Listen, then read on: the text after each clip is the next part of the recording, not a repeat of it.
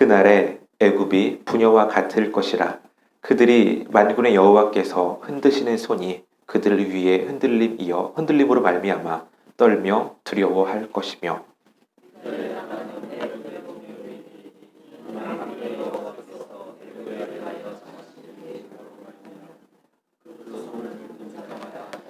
그날에 애굽 땅에 가나안 방언을 말하며 만군의 여호와를 가리켜 맹세하는 다섯 성읍이 있을 것이며 그 중 하나를 멸망의 성읍이라 칭하리라. 그날에 애굽 땅 중앙에는 여호와를 위하여 제단이 있겠고 그 변경에는 여호와를 위하여 기둥이 있을 것이요 이것이 애굽 땅에서 만군의 여호와를 위하여 징조와 증거가 되리니 이는 그들이 그 압박하는 자들로 말미암아 여호와께 부르짖겠고 여호와께서는 그들에게 한 구원자이자 보호자를 보내사 그들을 건지실 것임이라. 자기를 애굽에 알게 하시리니 그날에 애굽이 여호와를 알고 재물과 예물을 그에게 드리고 경배할 것이요 여호와께 서원하고 여호와께서 애굽을 치실지라도 치시고는 고치실 것이므로 그들이 여호와께로 돌아올 것이라. 여호와께서 그들의 간구함을 들으시고 그들을 고쳐 주시리라. 애굽에서 아스르로 통하는 대로가 있어 아스스 사람은 애굽으로 가겠고 애굽 사람은 아스르로 갈 것이며 애굽 사람이 아스루 사람과 함께 그날에 이스라엘이 애굽 및 아스루와 더불어 셋이 세계 중에 복이 되리니 복 주시며 이르시되 내 백성 애굽이여 내 손으로 지은 아스루여 나의 기업 이스라엘이여 복이 있을지어다 하실 것이니라. 아멘. 성경은 1500년이 넘는 기간 동안 기록이 되었습니다. 그동안에 수많은 나라들의 흥망성쇠가 있었죠. 그 긴 기간 동안에도 꿋꿋하게 강대국의 자리를 지켜오던 나라가 있었습니다. 바로 애굽이라는 나라죠. 애굽이라는 나라가 성경에 언제 처음 등장했는가 봤더니 창세기 12장이더라고요. 아브라함이 애굽에 내려갔다가 바로를 만나는 장면이 나옵니다. 그때부터 이미 애굽은 강한 나라였어요. 계속해서 강대국이었습니다. 그 어떤 나라도 그 어떤 사람도 애굽을 무시한 적이 없고 무시할 수도 없었습니다. 그런데 오늘 본문은 이렇게 시작합니다. 16절입니다. 그날에 애굽이 부녀와 같을 것이라. 그들이 만군의 여호와께서 흔들시는 손이 그들 위에 흔들림으로 말미암아 떨며 두려워할 것이며. 애굽이 부녀와 같을 것이라 라고 말합니다. 우선 당시의 문화적인 상황을 이해하고 들으시기를 바랍니다. 고대에는 남자들은 힘을 상징했죠. 남자답다 이러면 강하다, 용맹하다 그런 이미지를 가지고 있었습니다. 반면에 여자답다 이러면 나약하다, 여리다 이런 이미지가 있었죠. 그런데 지금 애굽을 향해 선포합니다. 애굽이 부녀와 같을 것이다. 여자와 같을 것이다 라고 말합니다. 표준 세번역 번역은 약간 의역을 해서 이렇게 번역했습니다. 이집트 사람이 마치 겁 많은 여인처럼 되어 만군의 여호와께서 그들 위에 팔을 펴서 휘두르시며 심판하시는 것을 보고서 두려워하며 떨 것이다. 애굽이 겁먹어서 떨 것이라고 선포합니다. 언제 떨까요? 16절 처음에 그날에 라고 나옵니다. 이 그날은 언제일까요? 애굽을 심판하는 날이겠죠. 어제 말씀입니다만 19장 1절을 보면 이렇게 나와 있습니다. 애굽에 관한 경고라 보라 여호와께서 빠른 구름을 타고 애굽에 임하시리니 애굽의 우상들이 그들 앞에서 떨겠고 애굽인의 마음이 그 속에서 녹으리로다. 하나님께서는 유다를 심판하십니다. 그리고 나서 그 심판의 손을 들어서 애굽을 치십니다. 하나님께서 애굽을 치시는 그 날에 애굽이 겁을 먹고 벌벌 떨 것이다 라고 선언합니다. 17절 보면 이렇게 나와 있습니다. 유다의 땅은 애굽의 두려움이 되리니 이는 만군의 여호와께서 애굽에 대하여 정하신 계획으로 말미암아 그 소문을 듣는 자마다 떨리라. 유다의 땅은 애굽의 두려움이 되리니. 왜 애굽이 유다를 두려워할까요? 본문에서는 설명이 충분하지 않습니다만, 글쎄요. 유다가 힘이 세서요? 혹은 유다가 애굽을 침략할까봐 그럴까요? 그런 것 같지는 않습니다. 하나님께서는 범죄한 유다를 치셨죠. 마찬가지로 이제 하나님께서는 자신들을 칠까봐 두려워하는 애굽의 모습입니다. 사실 뉴질랜드에서는 상상하기 힘든 일이지만 한국의 학교를 다니신 분들은 체벌을 경험하셨을 겁니다. 예를 들어서 숙제를 안 했어요. 그러면 회초리로 손바닥을 맞든지 하죠. 숙제 안 한 학생들이 줄을 쭉 서 있습니다. 손바닥을 맞는 것보다 기다리는 것이 참 공포스럽더라고요. 서서히 내 차례가 올 때마다 마음이 졸였던 기억이 납니다. 하나님께서는 열국을 향해 심판하십니다. 예외가 없습니다. 그렇게 하나 둘씩 하나님의 심판을 당합니다. 애굽도 마찬가지죠. 다가올 하나님의 심판을 바라보며 두려워 떨 수밖에 없습니다.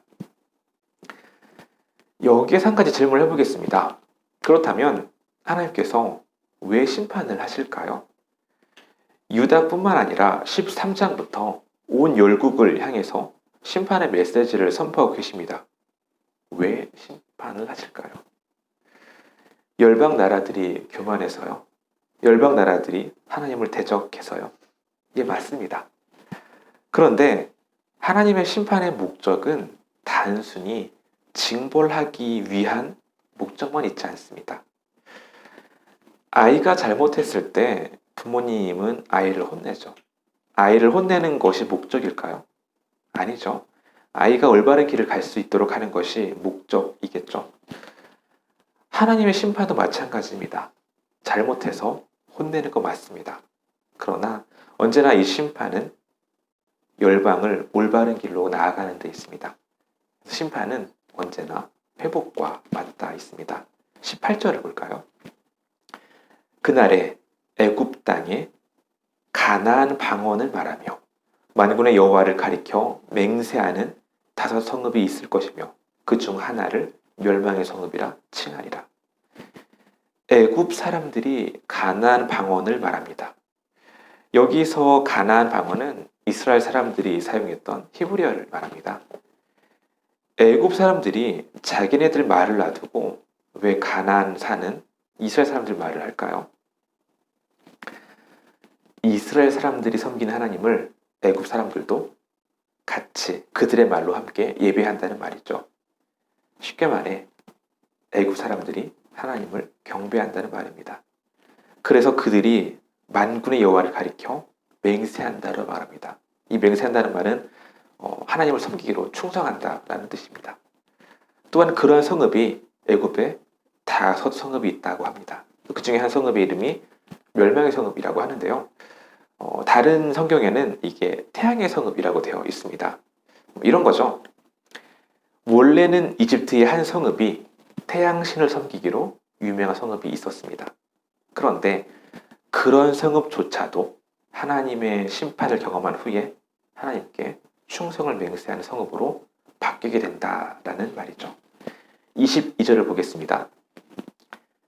여호와께서 애굽을 치실지라도 치시고는 고치실 것이므로 그들이 여호와께로 돌아올 것이라.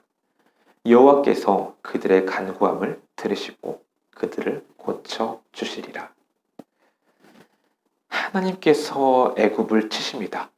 애굽의 교만을 꺾으시고 애굽은 하나님 앞에 항복을 합니다.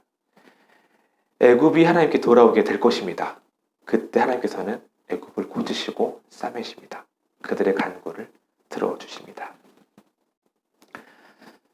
사람이 바뀔까요?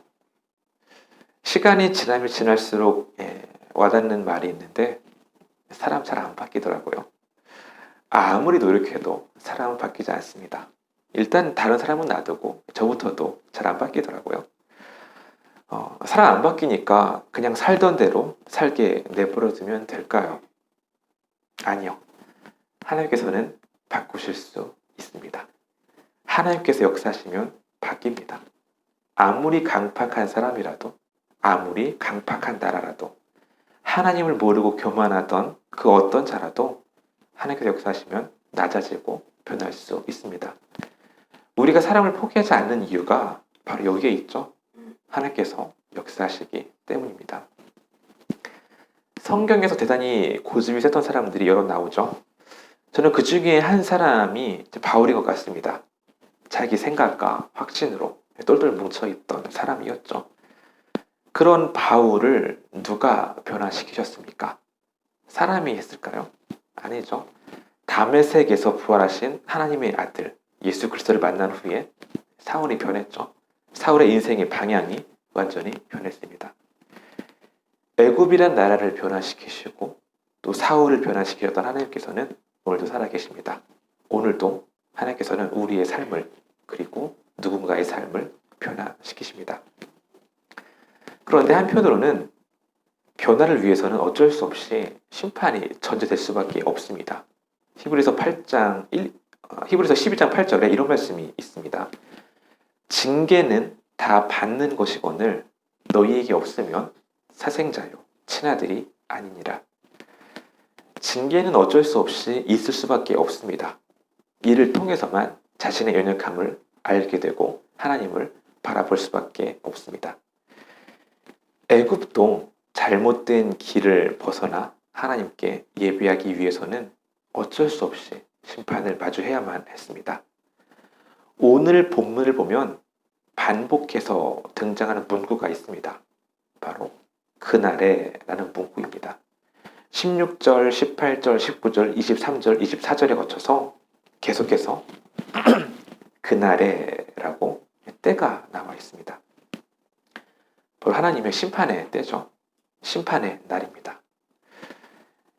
심판 이러면 긍정적인 느낌이 드십니까? 아니면 부정적인 느낌이 드십니까? 당연히 부정적인 느낌이 들죠. 세상에 누가 심판을 좋아하겠습니까? 그런데요, 하나님의 심판은 언제나 회복과 맞닿아 있습니다. 진노 중에라도 긍휼을 베푸시는 분이 하나님이십니다. 그리고 하나님의 회복은 완전합니다. 그냥 대충 회복시키시는 것이 아니라 완전히 회복시키십니다. 23절을 보겠습니다. 그날에 애굽에서 아수르로 통하는 대로가 있어 아수르 사람은 애굽으로 가겠고 애굽 사람은 아수르로 갈 것이며 애굽 사람이 아수르 사람과 함께 경배하리라. 한 하늘 아래 태양이 들일 수 없다라는 말이 있죠. 근동의 패권을 두고 애굽과 아수르는 항상 다투었습니다. 서로 사이가 좋을 수가 없죠. 그런데 하나님께서는 어떻게 하십니까? 아수르 사람이 애굽으로 가고 애굽 사람은 아수르로 간다고 합니다. 그리고 함께 하나님을 경배한다라고 말합니다. 진정한 평화와 화해는 하나님 안에서만 가능합니다. 오늘날에도 나라들끼리 서로 동맹을 맺었다가 서로 수가 틀어지면 언제든지 배신하고 동맹을 깨는 것을 자주 보죠. 사람 사이도 마찬가지입니다. 사람이 만든 화해는 또 동맹은 불안합니다. 하나님 안에서만 완전한 화해, 완전한 회복이 가능합니다. 마지막으로 24절, 25절을 보겠습니다. 그날에 이스라엘이 애굽 및 아수르와 더불어 셋이 세계 중에 복이 되리니 이는 만군의 여호와께서 복 주시며 이르시되 내 백성 애굽이여 내 손으로 지은 아수르여 나의 기업 이스라엘이여 복이 있을지어다 하실 것임이라. 이스라엘, 애굽, 아수르가 세계 중에 복이 되겠다. 어디선가 들어온 말씀 아닙니까? 창세기 12장에서 하나님께서는 아브라함을 부르시고 이렇게 말씀하시죠. 너는 복이 될지라. 하나님께서 아브라함에게 주셨던 놀라운 약속을 교만하고 심판받아 마땅한 애굽, 아스를 통해서도 이루실 것입니다. 우리가 누군가의 삶을 성급하게 판단하지 않기를 바랍니다. 왜냐하면 하나님께서는 어떻게 역사하실지 아무도 모르기 때문입니다. 함께 기도하기 바랍니다. 기도하실 때에 심판을 통해서 이루실 하나님의 회복을 기대하기 원합니다. 우리가 볼 때는 끔찍하고 무서운 심판이지만 그 심판을 통해서도 하나님께서는 사람을, 나라를 변화시키십니다. 그리고 아직 하나님의 사랑을 알지 못하는 지체가 있다면 위에서 기도합시다. 강팍한 애굽을 변화시키사 복의 통로로 사용하셨던 것처럼 누군가의 삶도 누군가의 마음도 변화시키시고 또 삶의 달러 갖기 시간 기도하기 바랍니다. 기도하겠습니다.